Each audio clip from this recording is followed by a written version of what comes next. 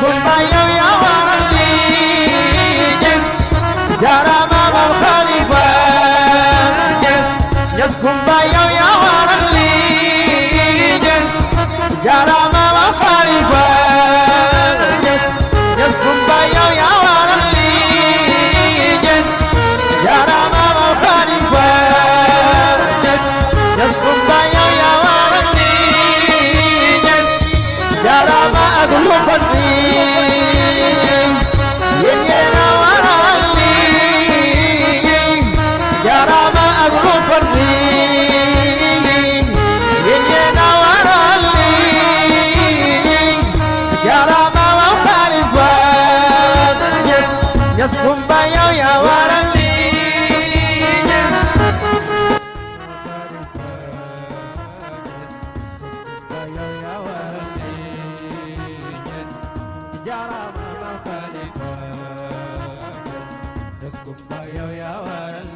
asalaamaaleykum mbokki Sénégal mbokki jullit yi ñu ngi leen di nuyu ñëpp di leen ziar tey ñu ngi fii à l'université Cheikh Anta Diop de Dakar donc ku wax université wax bërëbu sàkkukaay xam-xam donc ñu nga xam te ni tey suñ toogaay di nekk toogaay bu bànneex toogaay lan bëgg leen a indi li nga xam te ni moom mooy œuvre bu bees bi di Maam Khalifa Niass à l'université ku ko bind di kan responsable Ali Diop ñu gën koo xam si Ali Diop mi membre bokk si membre daayira des élèves étudiants talibé Maam Khalifa Niass étudiant à ISEC donc duñ def lu dul bàyyee kàddu gi monsieur Alaaji Abdoulaye Diouf mu indi li ñu quelques présentations si livre bi nga xam te ni moom la lamboo su ma waxee mooy li nga xam te ni 114 pages yi nga xam te ni livre bi moom la détient donc ñu ngi la siy xaar di si xaar yenn leer yu bëri li nga xam te ni ñi nga xam ne ñu ngi seetaan en direct GSPM TV soxla neen ko donc monsieur Diouf vous avez la parole. waaw salaamaaleykum wa rahmatullah mbokki jullit yi yéen ñi suivre fii ci GSPM TV Modou Dieye ñu ngi lay nuyu bu baax di nuyu ñëpp di wax comme ni mu ko waxee rek ñu ngi fii ci université Cheikh Anta Diop de Dakar tey ñu ñëw fii pour présenter leen benn livre bi nga xamante ni mooy livre bi nga xamante ni titre bi mi ngi nekk Maam Khalifa Niass à l'université comme ni ngeen ko gisee nii livre bi ki nga bind di Aline Diop responsable Aline Diop comme ni nga ko waxee Aline Diop nekk benn membre ci daayira étudiant talibé Maam Khalifa Niass nekk étudiant comme ni ngeen ko xamee mu nekk doomu Saloum mu nekk aussi talibé Maam Khalifa Niass donc Aline Diop boobu noonu moo ñu indil tey livre bi bu am solo bi ngeen di gis di Maam Khalifa Niass à l'université donc livre bi di Maam Khalifa Niass à l'université comme ni nga ko waxee mu ngi am 114 pages 114 pages xam naa du hasard aussi ba tey donc ba tey si biir livre bi ginnaaw introduction bi ak préface beeg yooyu Aline Diop si biir livre bi soo xoolee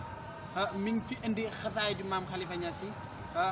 mu def ko en version français donc képp koo xamante ni yow amoon nga problème pour lire xasaay di Maam Khalifa Niass en version arabe tey am nga possibilité pour jàng xasaay di Maam Khalifa Niass xam lan la ci sa sëriñ wax parce que Maam Khalifa comme ni nga koy ñëpp di waxee di borom plume d'or lépp lu mu bind man damay wax toujours su ko Sénégal yëpp xamoon wallaay dañu xam ne kenn du Maam Khalifa donc si biir xataay di Maam Khalifa yi déjà def na ci traduction donc comme ni ngeen ko gisee ci fii ci livre bi nii ci biir livre bi moom def na traduction comme ça xataay di Maam Khalifa Niass yi nga xamante ni version arabe lañ tàmmoon di ko gisee tey mu def ko version français moo xam ni xiif bi raboo def na traduction bi ini stajar tumbidia mi ngi ci biir waliola mi ngi ci biir ak yeneen xataay yu Maam Khalifa yoo xamante ni moom déjà def na traduction bi donc livre bi li mu kii boole dafa bëri déjà xataay di Maam Khalifa yëpp def na traduction bi à part loolu ba tey moom def na biographie Cheikh na Ahmad Tidiane Chérif donc ku wax tarixa Cheikh mënoo koo wax te waxoo Cheikh Tidiane Chérif wax moom mooy kan biographie am donc ba tey tamit si biographie wax na biographie Maam El Hadj Abdoulaye Niass le grand moom mi nga xam ne moom mooy waajur bu góoru Maam Khalifa Abdoulaye Niass ba tey tamit wax na biographie Maam Khalifa Niass wax kan mooy Maam Khalifa ak jaar-jaaram wax na tamit ba tey si biographie Sidi Lamine Niass ñu ngi koy rendre hommage toujours wax ba tey biographie wala wax lenn ci dundu Serigne Ady Niass donc ba tey ginnaaw bu mu defee biographie yooyu ci livre bi ba tey ci biir livre bii di Mame Khalifa Niass à l'université Aliou Diop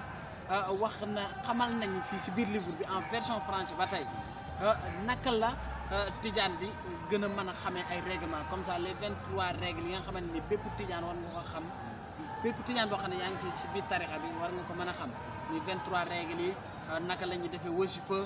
ak naka la ñuy defee hadaratul juma loolu yëpp moom def na ko fii ci livre bi en version française donc ginnaaw liggéey bu am solo boobu yëpp ba tey rek livre bi tënk na wax yenn ci muqaddam Mame Khalifa Abdoulaye Niass ak seen i jaloore ak seen jaar-jaar ak naka lañ meloon naka lañ àndoon ak Mame Khalifa Abdoulaye Niass daal très bien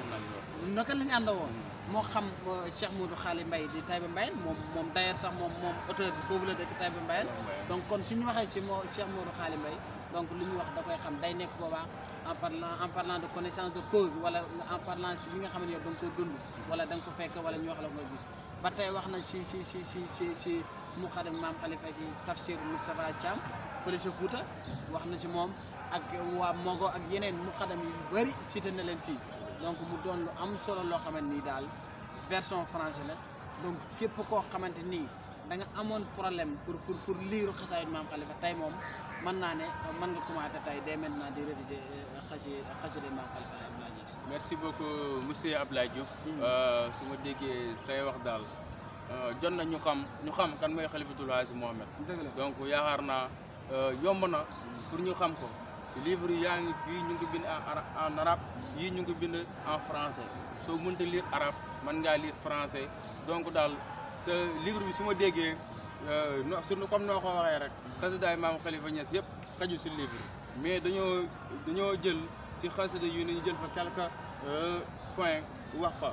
donc ñu ngi jaajëf bu baax a baax di kii di responsable Aliou Diop mu ngi def liggéey bu nga xam ne liggéey bu am solo la sa biir wax ne nga Aliou Diop mu ngi dëkk bu ñuy wax monsieur El Hadj Abdoulaye Diouf wax nga ba tuddoo Taïba Mbayeen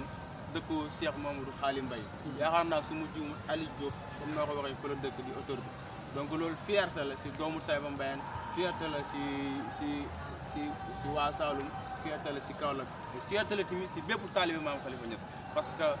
lu ñëpp doon wër bi nga xam ni moom la ñëpp doon xaar mu jafe woon fi lool tey mu ñëw def exemple bi donc ñu def lu jaajëfal ko donc ñàkk livre bi am na préface wala am na ay dédicaces yi nga xam ni Aliou Diop lancé na ko donc en tant que étudiant am na fu mu jaar donc jaar na collège jaar na fu nekk donc ñàkk livre bi am na ñu ko tuddee ay daayira wala ay xaritam wala ay waajuram donc monsieur El Hadj Abdoulaye Diouf dama lay questionner foofu noonu ñan ak ñan la monsieur Aliou Diop tuddee livre. D'accord waaw ba tey rek Modou Dieye comme ni ngeen ko waxee donc Aliou Diop dafa nekk benn ndaw nekk étudiant taalibe Mame Khalifa Niass donc muy liggéey bu am solo boo xamante ni moo xam ci traduction yi xasaay di Mame Khalifa yi donc mais lépp loo gis rek dafa am ñu si jàpp si liggéey bi moo xam fameem moo xam li ko dalee sax primaire parce que enseignant bi ko jàngaloon primaire su ko jàngul woon peut-être tey du am savoir bi nga xamante ni tey moo ko permettre mu mën a def la traduction xasaay di Mame Khalifa en version française donc ñooñu la ci njëkk a njukkal ginnaaw bu mu njukkalee ñooñu ba pare dafa dem si fameem moo xam papaam yaayam les grands frères ak ñooñu ñëpp mu njukkal leen ci aussi donc ba tey rek si ñi nga xam ne ñoom la defal dédicace ci livre bi nii bu am solo bi moo xam ni daayira des élèves et étudiants taalibe Mame Khalifa te Aliou Diop dafa nekk membre permanent membre clé boo xamante ni mi ngi ci daayira étudiant taalibe Mame Khalifa Niass parce que ku wax taalibe Mame Khalifa Niass ku wax étudiant kon wax service dans le cadre du savoir quoi moo xam des expositions moo xam des livres ak yooyu yëpp donc mu am ci en collaboration ak daayira étudiant taalibe Mame Khalifa Niass yi donc mi ngi leen ci jox dédicace au passage maa ngi ci nuyu le président donc ba tey tamit mi ngi ci njukkal daayira Amina bu Dakar fii ak daayira xiyaaru naas ak daayira awlaadu tijaan bu Taïba Mbaye ñun ñëpp dañ koy jàpp parce que xasaay yi di zikkarkat yi ñoom peut-être zikkarkat yi nga xam ne ñoom ñooy zikkar arabe ñoom ñoo ko si jàppale ba mu gën a mën a def traduction bien vrai moom sax moom mën na lire arabe mën na def loolu yëpp mais peut-être ñun ñëpp jàpp nañ ci donc ñun daal la ko defal di leen si njukkal ñun ñëpp jàpp si liggéey bi daal vraiment. merci beaucoup monsieur El Hadj Abdoulaye Diouf su ma juumut Ali Diop étudiant la taalibe Maam Khalifa Niass la en même temps su ma juumut sikkarkat la si kër gi dëgg la étudiant la gars yi dañuy tooñ étudiants yi comme ni ñu koy yu bëri di defee mais bu dëgg yàlla Ali Diop exceptionnel duñu ñaan yàlla rek yàlla lafal ko cat barke alxuraan donc monsieur El Hadj Abdoulaye Diouf ñi nga xamante ni bëgg neen si livre bi nekk extérieur nekk biir Sénégal nekk hors UCAD donc ku bëgg si livre bi yan kii ngay jaar ba am si ñu ngi foofu daal soxla woon neen fi quelques questions nga leer la ñu yan kii ngay jaar ba am si livre bi yan voie ngay jaar ba jot si livre bi. d'accord waaw comme ni ngeen ko gisee nii livre bi moo ngi nii nii la couverture bi mel disponible na si fépp si Sénégal soo xoolee ni devant bi nii la mel arrière bi aussi. nii la mel yaa ngi si gis nataalu maam Khalifa Abdoulaye Niass ak université yaa ngi gis ni pavillon bu mag bi ba tey da nga siy gis auteur bi image am moo ngi si mi Aline Diop donc livre bi disponible na si marché bi mi maam Khalifa Niass à l'université donc képp nga xam ne bëgg nga si rek yow da nga naan livre bu ñu tuddee maam Khalifa Niass à l'université moom laa bëgg a jënd donc soo wootee woo si numéro yii nag di nga si am le plus rapidement possible moo xam ni le 77 152 46 50 77 152 46 50 wala nga woote si 78 153 10 18 78 153 10 18 ba tey mën nga contacter numéro Tigo bi di 76 770 70 06 76 770 70 06 ba tey tamit bi dee yaa ngi si biir université mën nga doxantu ba ci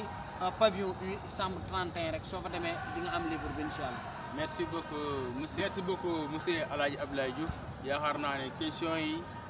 am na solo mais tamit réponses yi yëpp jaar na yomb donc duñ def lu dul jaajëfal la su ma dégloo say kàddu daal l'essentiel mooy téere bi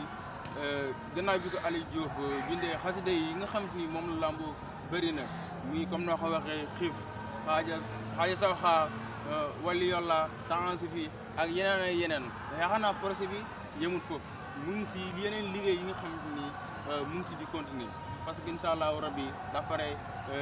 ni ñu ko xamee d'après si ay mbiram ci ay doxam mu ngi si yeneen projet yi nga xam ni yaakaar naa ni incha allahu rabbi su ko si yàlla mayee fan ak talak lu nekk mën naa am d'ici ay mois mën naa génnaat donc duñ def lu dul jaajëfal ko en même temps livre bi comme noo ko waxee def na ay biographie si ki nga xam ni mooy Cheikhna Ahmadou Tidiane Chérif radiyallahu anhu ak ki nga xam ni mooy maam Alaaji Abdoulaye Niass ak ki nga xam ni moom mooy maam Khalifa Niass ak ki nga xam ni moom mooy Alaaji Sidy Lamine Niass ak lenn si dundu oustaz Serigne Hadi Niass yàlla na fi yàgg te wér ak ku wax maam Khalifa Niass xam ne amoon ay muxadam yi nga xam ni dëgg yàlla joué neen seen rôle fii nii si réew mi fii si Sénégal ñi nga xamante ni ñooñu nga si doon lim nga xam ni mooy Cheikh Mouhamadou Xaali Mbay Tafsir Moustapha Tafsir Balla ak ñooñu ñëpp daal donc duñ def lu dul am fier am content donc di woow bokki taalibe yi il est temps amatul yaakaar naa lay amatul version yëpp soo ko bëggee mën nga koo jàng si xasidaay maam Khalifa Niass donc monsieur El Hadj Abdoulaye Diouf yaakaar naa lépp li nga xamante ni jot naa nekk si livre bi leeral nga ko donc duñ def lu dul jaajëfal la donc ñu ngi jaajëfal bu baax JSPM TV dëgg yàlla di ñaan chaîne bi yàlla soppi ko ba mu nekk télévision ba mu nekk leneen lu kawe njortam donc ñu ngi lay jaajëfal bu baax monsieur Abdoulaye Diouf kontaan nañ bu baax a baax si questions yi réposé ak partage bi nga xam ne ñu ngi koy partagé émission bi donc ñu ngi lay jaajëfal bu baax di la remercier bu baax merci beaucoup monsieur Diouf. jërëjëf ok merci.